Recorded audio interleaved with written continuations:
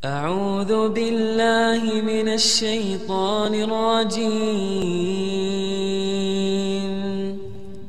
بسم الله الرحمن الرحيم.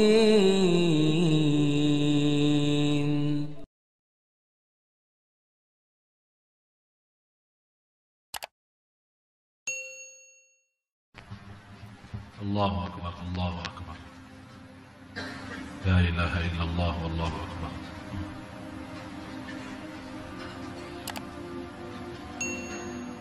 Masih ingat apa yang saya sampaikan tadi?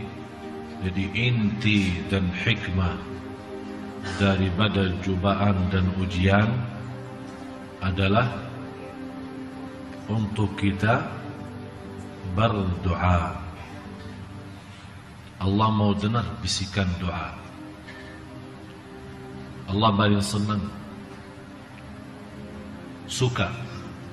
Kenapa Allah suka doa pas ada cubaan dan ujian? Karena memang doa di saat itu keluarnya benar.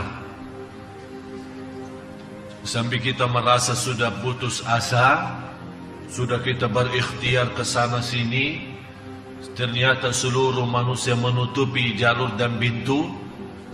Kita betul-betul sudah pasrah lahir batin, tidak ada jalan lain.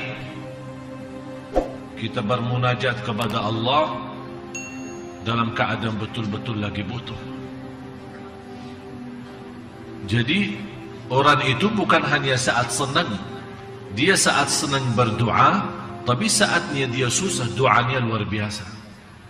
Tapi yang na'udzubillah, orang yang saat senang tidak pernah berdoa, malah saat susah malah mati rasa ya. Tahu mati rasa? Faham mati rasa? Tidak ada rasa, mati rasa. Sampai pernah saya berjumpa sama seorang, dia lagi diuji Allah. Saya bilang, Pak, jalan keluarnya satu, doa. Jangan putus doa. Dia bilang, saya lagi senang saja doa tidak diterima, apalagi lagi susah. Saya bilang, inilah nama dia mati rasa. Allah sengaja memberikan cubaan dan ujian untuk kita mendapat ampunan, untuk kita bisa melatih diri ikhlas. Coba saat Bapak Ibu, saat mohon maaf orang-orang minta sama kita di jalan di mana-mana, kira-kira ada yang pernah minta sama kita, Pak, kasih sedekah ya. Kalau tidak mau kasih ya terserah. Kira-kira ada enggak begitu? Kalau kita melihat ada orang seperti itu, apa yang kita miskin sombong lagi. Tapi apa? Karena dia merasa diri lagi butuh.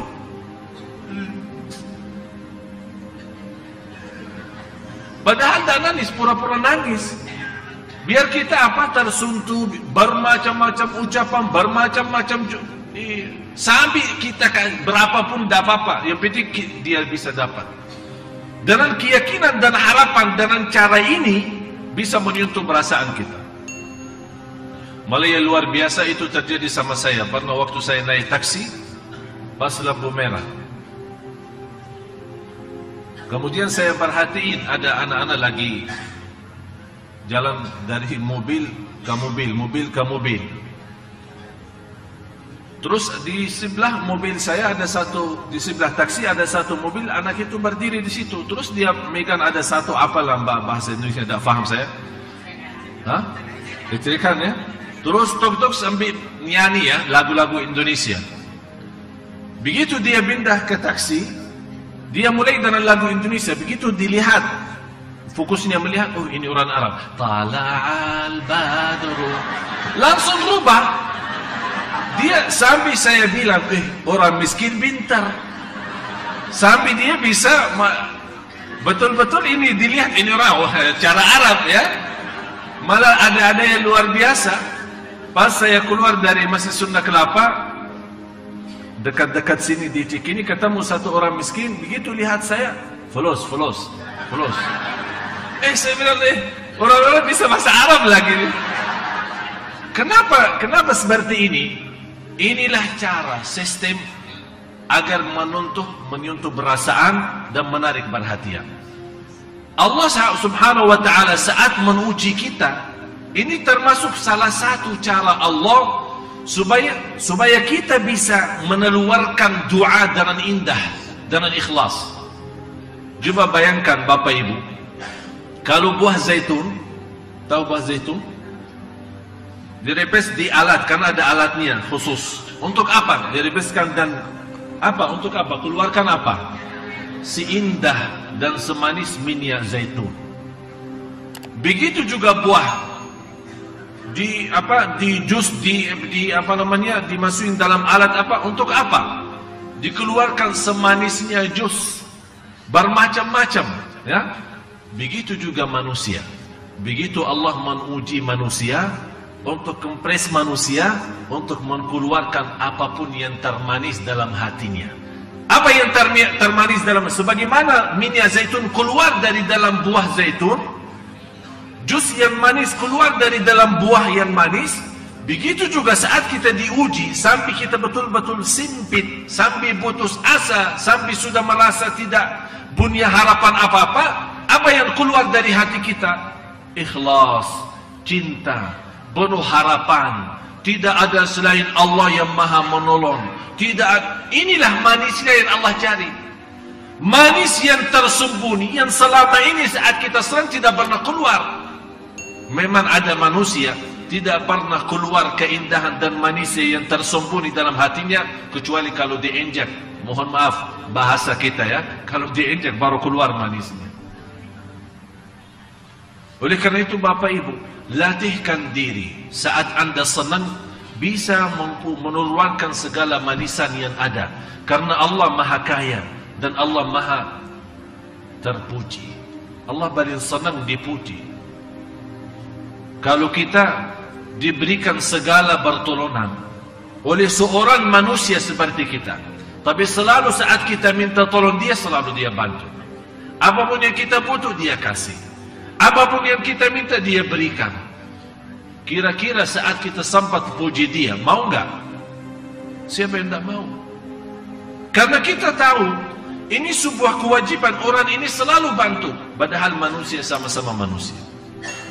Dan saya selalu sampaikan, manusia dengan manusia lain memiliki 4 sifat: miskin, fakir, dhaif, dan lemah. Miskin, ya selama dia masih meminta kepada Allah SWT. Fakir, selama dia tidak bisa berbuat apa-apa selain dengan pertolongan Allah. Kemudian dhaif, ya lemah. Begitu sudah jadi tua, kalau apalagi tidak punya anak yang menolong dia, bagaimana? Dan ajiz, artinya dia tidak punya upaya dan daya untuk melaksanakan sesuatu kecuali dengan izin Allah. Yang kita baca, la haula wa la quwata illa billah. Kalau memang kita yakini diri kita lemah, diri kita miskin, diri kita fakir, bagaimana bisa mendapatkan pertolongan dari manusia yang sifatnya sama?